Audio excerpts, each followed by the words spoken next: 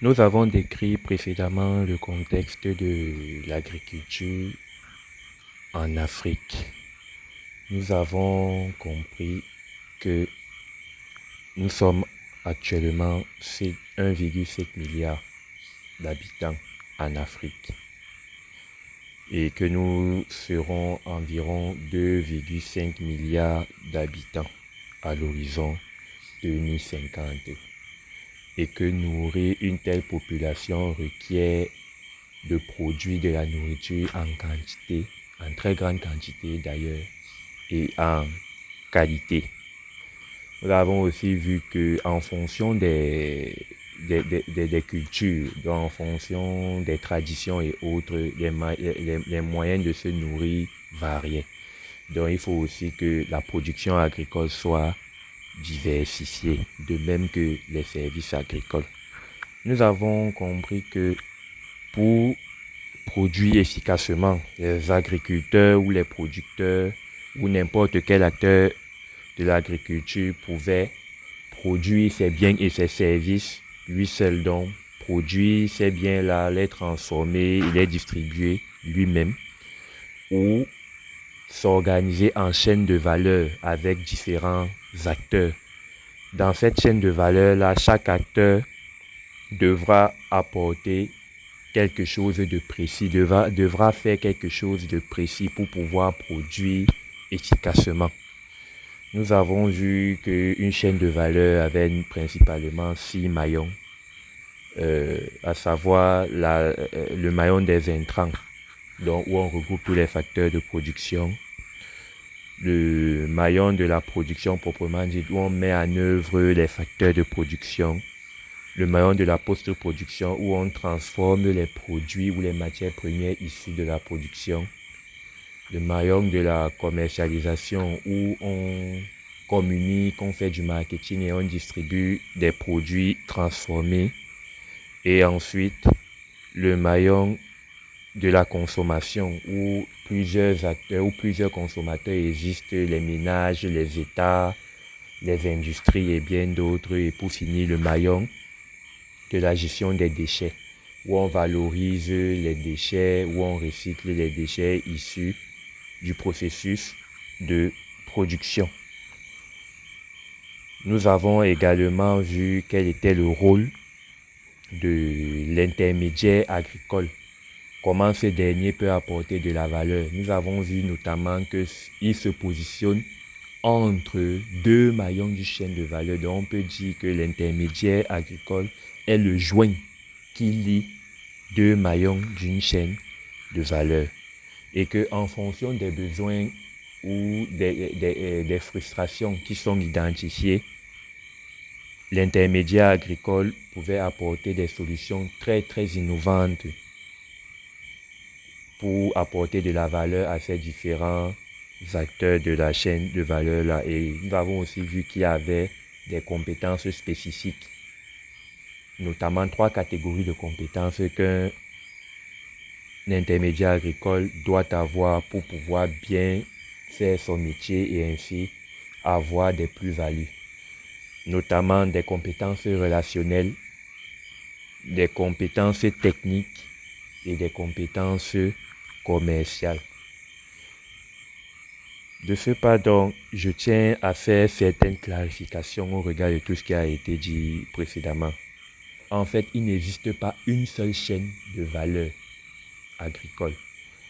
Autant il y aura de produits agricoles ou de services agricoles, autant il va en exister des chaînes de valeur. Et ces chaînes de valeur-là n'auront pas forcément la même longueur, puisque il y a certains, par exemple, les services agricoles ne produisent pas nécessairement des déchets, ou il y a des produits, par exemple, qui n'atteignent pas forcément tout type de consommateurs ou qui sont exclusivement destinés aux industriels et qui n'auront pas forcément besoin d'un processus de commercialisation, de marketing et bien d'autres.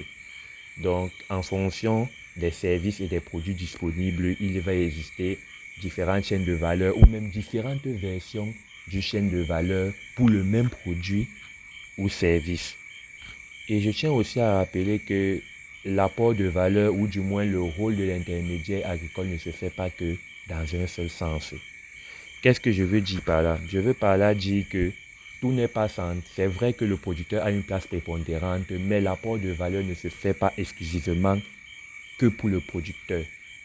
Je prends un exemple pour étayer ce que j'ai dit. Par exemple, les assurances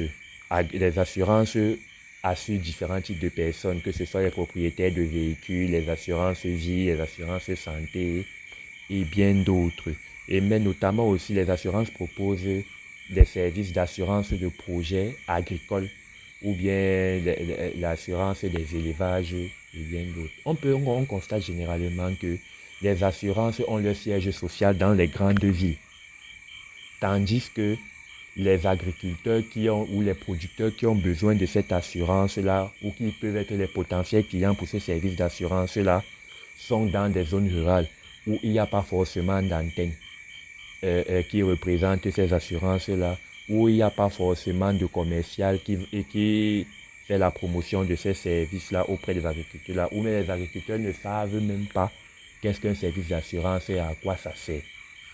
Donc, le rôle d'un intermédiaire agricole, donc ici, peut être tout simplement de fournir une base de contact à ces services d'assurance-là, une base de contact réelle d'agriculteurs, en fait, qui peuvent être de potentiels clients pour ce service-là. Parce qu'avec le changement climatique qui prévaut et tout, une assurance peut aider un agriculteur à sécuriser sa récolte ou à se prémunir contre des impacts climatiques. Par exemple, le fait qu'il ne pleuve pas à temps peut faire à ce qu'un agriculteur perde sa récolte. Or, en souscrivant à une assurance, il a au moins la garantie de recouvrer son investissement initial. Donc, comme je le disais, un intermédiaire agricole peut dans un premier temps fournir une base de contact à ces services d'assurance-là contre une rémunération en fonction de ses préférences et tout, ou à défaut, se présenter comme un commercial de cette assurance-là dans les zones à fort potentiel où on peut avoir besoin des services d'assurance pour assurer les récoltes, puisque étant donné qu'ils n'ont pas des assurances n'ont pas forcément d'antenne qui les représente dans les zones rurales et que d'un point de vue logique, comment on les appelle, les prospecteurs ou les commerciaux ne vont pas forcément aller dans ces zones-là pour trouver des clients. Toi, donc, tu peux te proposer pour aller faire de la prospection dans ces zones-là afin d'apporter de la valeur au service d'assurance. Donc ici, l'idée était de montrer que ce n'est pas qu'au producteur, donc ce n'est pas que c'est le producteur qui a tous les problèmes dans une chaîne de valeur. Donc ça veut dire que même d'autres acteurs peuvent aussi avoir des problèmes, peuvent aussi avoir besoin des services d'un intermédiaire agricole afin de rendre leurs services plus efficaces et de le proposer au plus grand nombre. Et il faut aussi noter que l'agriculture ne se résume pas seulement aux produits des plantes, donc peut-être comme le maïs, les pommes de terre, le blé. L'agriculture ne se résume pas seulement à cultiver la terre et à faire de l'élevage. Puisque que de chercher à valoriser ou à apporter des problèmes uniquement pour des cultures ou des élevages, vous pouvez plutôt vous rapprocher ou tu peux plutôt te rapprocher des agriculteurs ou des agripreneurs pour leur proposer des services d'agrotourisme afin de diversifier leurs revenus. Parce on ne fait pas nécessairement des revenus ou on ne génère pas nécessairement du revenu seulement en faisant une seule activité. On peut faire plusieurs activités qui sont connexes à notre activité principale, bien sûr. Notamment en agriculture, on peut faire de l'agrotourisme. Donc, vous repérez donc, par exemple, des agripreneurs qui ont des fermes qui sont quand même bien structurées, des fermes qui peuvent raconter une histoire, qui recèlent une certaine tradition. Et vous leur proposez des services d'agrotourisme à la mesure où vous organisez des visites guidées et vous faites un partenariat avec les agriculteurs en question. Ou inversement, vous pouvez faire, comme on a dit dans l'exemple plus haut, vous rapprocher des services d'assurance pour les apporter de la valeur, en fait. Ou à défaut, créer des plateformes de e-commerce où vous avez des compétences en programmation, où vous valorisez exclusivement des produits agricoles locaux, afin de créer d'autres débouchés pour ces agriculteurs ou ces producteurs de services agricoles-là. Donc, ce sont quelques mises au point que je voudrais faire avant d'aborder avec vous la méthode EP que j'ai pris le soin d'élaborer personnellement pour que toi, le futur intermédiaire agricole, tu puisses efficacement faire ton travail, parce que c'est bien beau qu'on se dise qu'il y a un besoin et tout ça, mais comment faire? Il n'existe pas une méthode, c'est vrai, mais ici, je vais te partager mon expérience, la méthode que moi j'utilise pour pouvoir apporter de la valeur aux différents acteurs d'une chaîne de valeur agricole. Donc, la méthode EP, concrètement, c'est quoi? C'est une méthode qui se subdivise en 3 étapes. Le premier E du mot EP représente l'étude. L'étude de quoi? On parle d'étudier le marché. Puisque avant de se lancer ou avant d'apporter des solutions, il faut d'abord connaître le secteur dans lequel on se lance. Bon, je vais donc essayer de développer une méthodologie pour pouvoir étudier efficacement le marché. Déjà, il faut choisir un produit ou un service, puisqu'il faut partir de quelque part.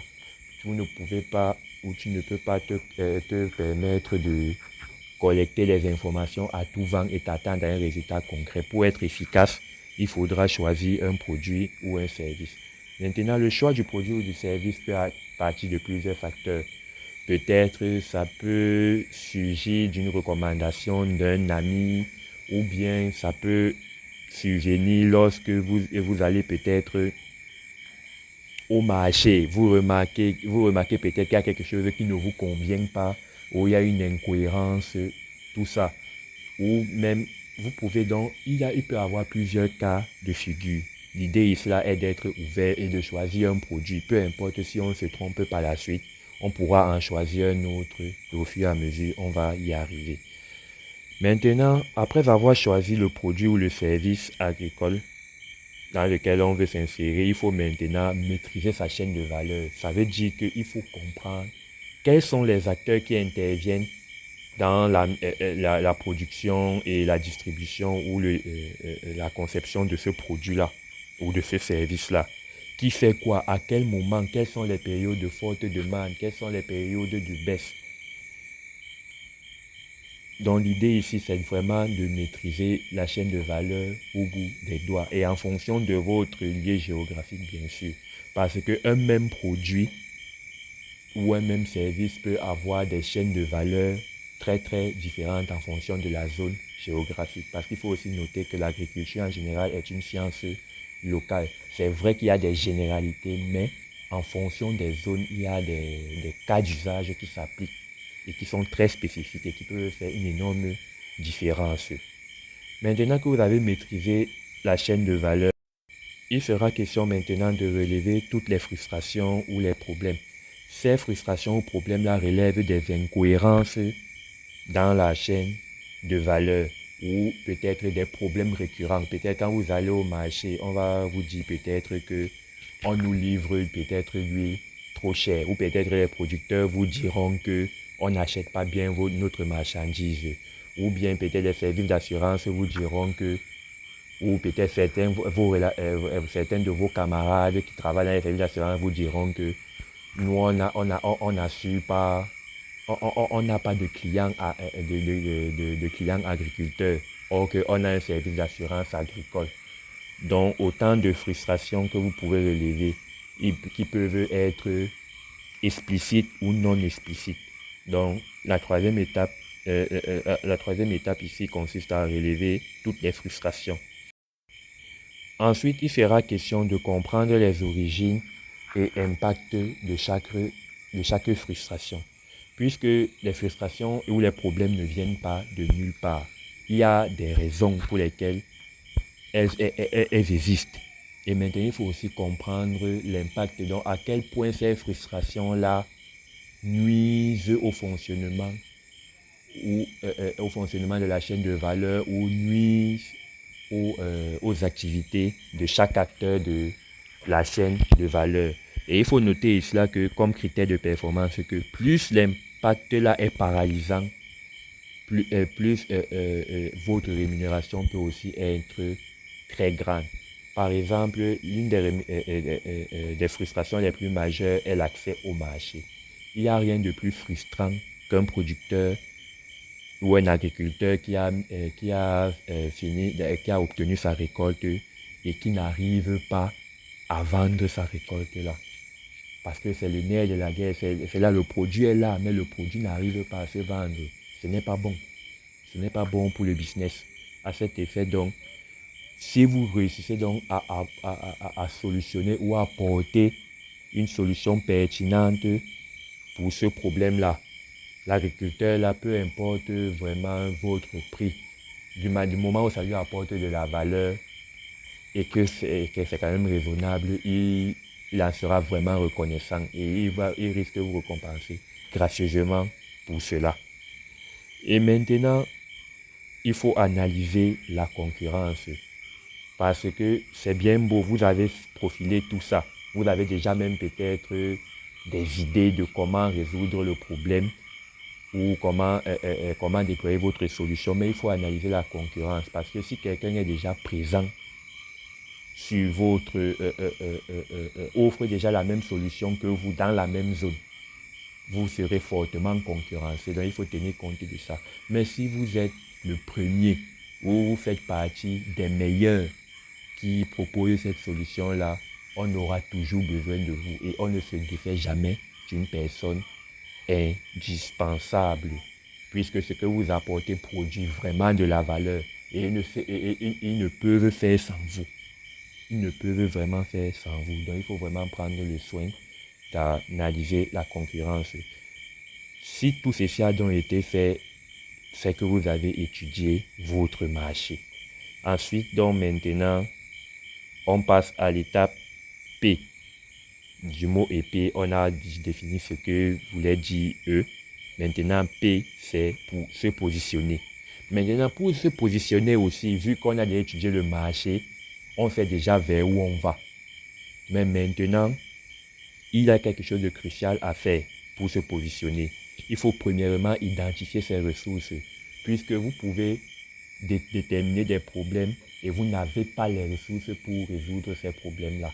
Par exemple, on a noté dans notre cas pratique que les producteurs transformaient les noix en huile de manière artisanale. En fait, vous ne pouvez pas, par exemple, envisager comme solution d'installer une unité de transformation industrielle de noix en huile de palme dans cette localité-là si vous n'avez pas les moyens nécessaires. Parce que une usine d'une telle envergure, par exemple, peut nécessiter une vingtaine de millions ou une trentaine de millions avec la logistique associée, l'achat des camions pour transporter les noix, l'installation comment on appelle ce service-là, l'installation des ponts bascules, puisque pour rémunérer, il faut les rémunérer sur un critère, le poids de la récolte, les ouvriers, les salariés, être immatriculé, tout ça. On voit donc peut-être que ce n'est pas à la portée du premier venu. Donc, il est crucial ici d'identifier ses ressources. Il faut premièrement identifier ses ressources pour pouvoir se positionner. Ensuite, maintenant, il faut s'attaquer à la frustration la plus alignée avec tes ressources ou avec le moins de concurrence en procédant par essai et erreur. Puisque quand tu vas finir d'étudier le marché, tu ne vas pas trouver une seule frustration. Tu peux trouver plusieurs frustrations. Mais maintenant, il faut t'attaquer d'abord à la frustration qui est la plus alignée avec tes ressources. Et maintenant, il faut procéder par essai et erreur puisque tu as déjà ta solution en tête. Tu as déjà identifié les ressources dont tu auras besoin pour pouvoir résoudre ce problème-là. Et maintenant, tu dois procéder par essai et erreur puisque il n'est pas évident de réussir du premier coup. puisque toi-même, c'est un secteur dans lequel tu viens de te lancer. Donc, tu procèdes par effet et erreur en ajustant les petites choses tout en étant toujours à l'écoute du marché. Parce que c'est le marché, c'est le consommateur qui guide ton action. Ce n'est pas que tu conçois ta solution et maintenant tu recherches qui va avoir besoin de ça. C'est que tu fais une solution qui est adaptée aux besoins.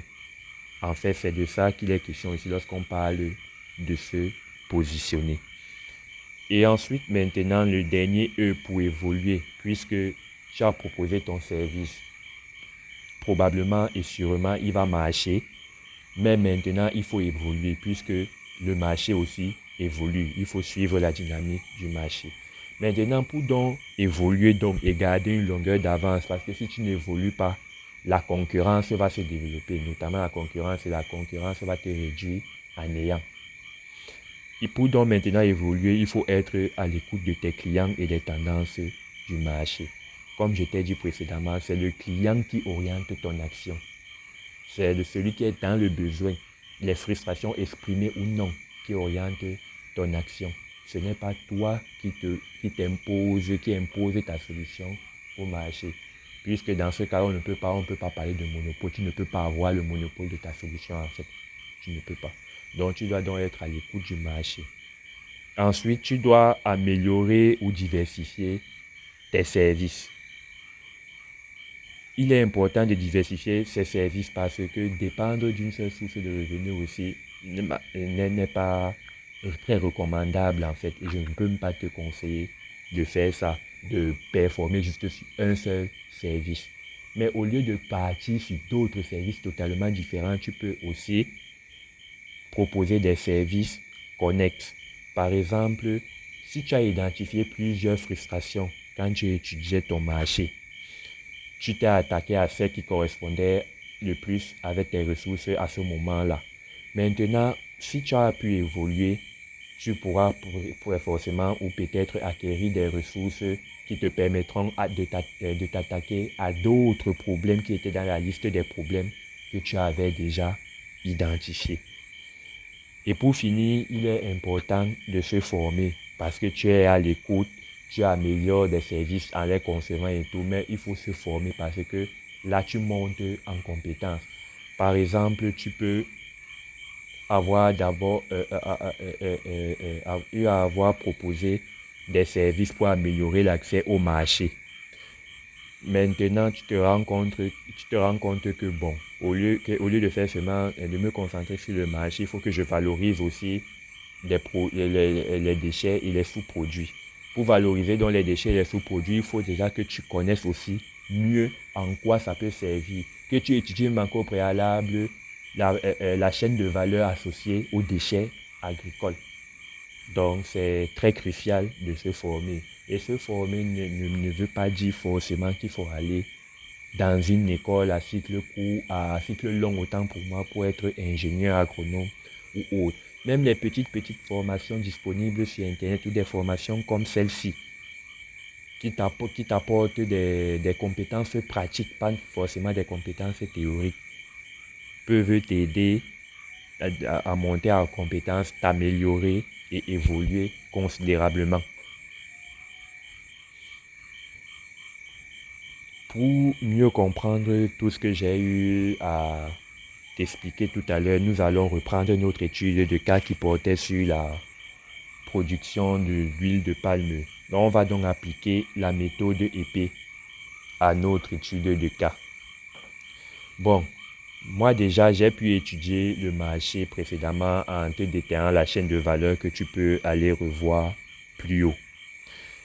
L'étude de ce marché donc maintenant m'a permis de déceler plusieurs problèmes. Notamment, j'ai noté 7 problèmes, à savoir que j'ai essayé de classer par ordre d'importance, par ordre de priorité. L'accès aux bonnes terres est un problème très prépondérant, puisque j'ai dit que comme facteur de production, quand on veut faire la production végétale, il faut qu'on ait un espace en fonction de l'ampleur du projet. C'est 10 hectares, tout ça. Il faut avoir de l'espace. Ensuite, il faut avoir la main d'œuvre parce que si on a même l'espace et qu'on n'a pas la main d'œuvre qui va nous aider à valoriser cet espace-là, c'est mort. Ensuite, on a l'accès au marché parce qu'on va beau produire, mais si on ne peut pas vendre, c'est aussi problématique. L'accès aux semences, puisque on peut avoir tout ça, mais si les semences ne sont pas présentes, ou du moins les semences de qualité et en très grande en quantité nécessaire ne sont pas disponibles, le projet tombe aussi à l'eau. L'accès au financement, parce que il n'y a pas de financement ainsi que ce soit les banques ou les assurances, ils assurent en fait presque le même rôle. Si on n'a pas accès au financement et qu'on se retrouve avec des financements limités, si on a des finances qui ne sont pas conséquentes, on peut avoir des projets qui démarrent et qui s'arrêtent subitement. Et ce qui est dans la majorité des cas, on va voir que l'investissement initial est bloqué. Ensuite, on a l'accès aux méthodes de transformation modernes. Ça peut aussi être un facteur très déterminant ou un problème très critique en fonction des agriculteurs, parce que ce ne sont pas tous les agriculteurs qui voudront vendre leur récolte entièrement.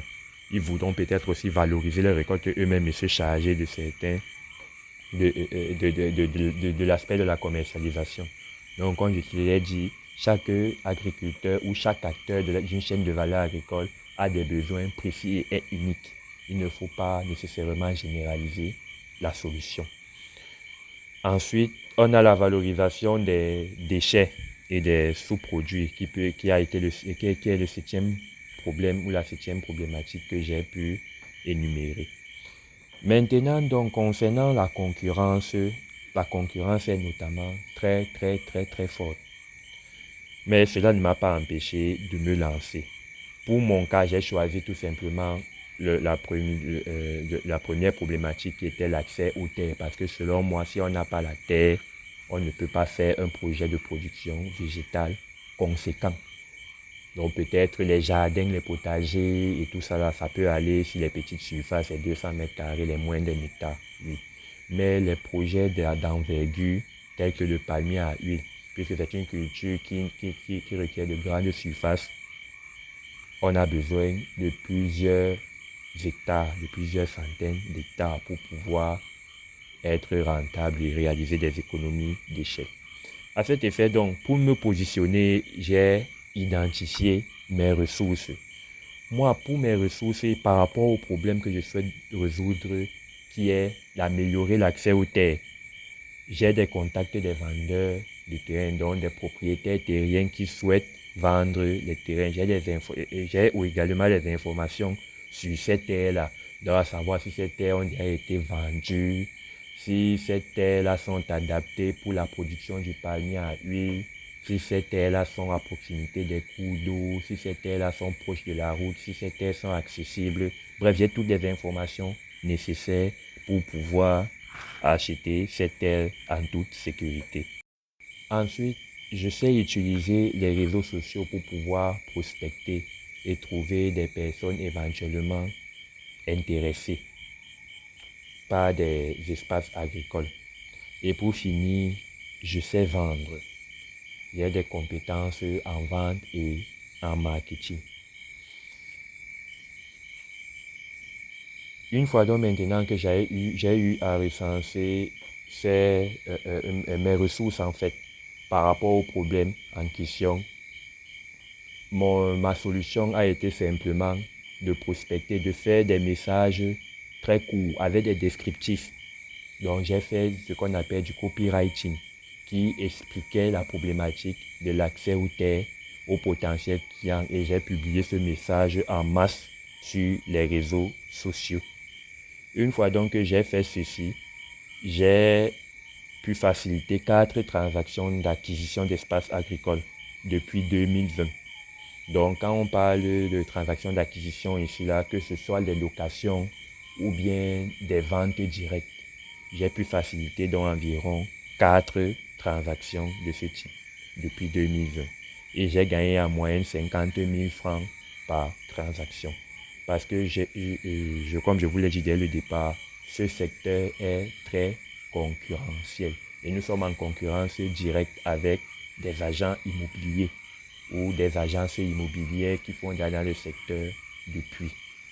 Puisqu'il faut rappeler que la localité est en train de connaître des projets d'aménagement des routes et d'électrification, ce qui en fait une zone à fort potentiel. Et puisqu'elle est proche de Douala, la capitale économique, qui a l'une des plus grandes populations du Cameroun. Et ensuite, maintenant, pour évoluer, pour mon évolution de carrière par rapport à ce problème-là, j'ai décidé de m'attaquer par la suite à l'accès à la main-d'œuvre. Puisque, en fait, cette localité, c'est mon village natal. Je connais à peu près ce qui s'y fait. Je connais les jeunes, je connais ceux qui sont capables de travailler et je connais à peu près qui peut avoir besoin de main-d'œuvre. À cet effet, donc, j'ai décidé de devenir intermédiaire donc, dans l'accès à la main-d'œuvre par la suite. Ensuite, j'ai décidé où je peux m'attaquer à l'accès au marché. Puisque si les moyens me le permettent, je peux décider aussi d'améliorer l'accès au marché. Je peux également décider d'améliorer l'accès aux semences en produisant des semences localement et en étant des ambassadeurs en fait de certains fournisseurs d'intrants agricoles, notamment les engrais et le matériel de production sur place dans ma localité. Ou par la suite aussi, je peux décider de m'attaquer à d'autres chaînes de valeur telles que le plantain ou bien la pastèque. Et là, comme je l'ai dit précédemment, il est très crucial de se former. Parce que par exemple, si je souhaite installer une unité de production de semences de palmier sur place, je dois connaître comment on fait pour produire le palmier. Je dois m'adapter à cet effet. Donc en résumé ici, on va comprendre que étudier le marché, se positionner et évoluer te permettra d'identifier et remédier efficacement à des frustrations non résolues tout en faisant des millions de francs CFA. Donc, à toi de jouer maintenant. Quelle est la chaîne de valeur ou quel est le produit ou le service agricole qui t'intéresse? Que ce soit par passion, que ce soit par recommandation ou bref, que ce soit juste en observant ton environnement comme ça. Quel est le produit ou le service agricole qui t'intéresse? Quelles sont les frustrations qui t'ont le plus marqué? Il faut choisir les frustrations qui ont un fort potentiel, c'est-à-dire les frustrations qui ont le moins de concurrence possible, les frustrations qui causent le plus de dommages, parce que plus le dommage est important, mieux ta solution sera accueillie. Et pour finir maintenant, tu te positionnes dessus. Tu revois tes compétences et tes ressources que tu as actuellement. Parce que n'attends pas. Si tu attends, un concurrent peut avoir la même idée que toi et se lancer et peut-être faire même mieux que toi. Donc il faut se lancer le plus tôt possible avec ce que tu as. Au fur et à mesure que tu évolues, là ça te permet de garder une certaine distance avec la concurrence parce que tu seras le premier. Et avec un peu plus de travail, le meilleur. Et c'est-à-dire tu seras indispensable. Et par la suite maintenant, pour toujours être le monopole, pour toujours être le plus sollicité, il faut évoluer en proposant des services connexes, toujours en étant à l'écoute du marché et toujours te former. C'est très très important. Toujours se former. Ceci te permettra vraiment de générer des millions tout en apportant de la valeur aux autres.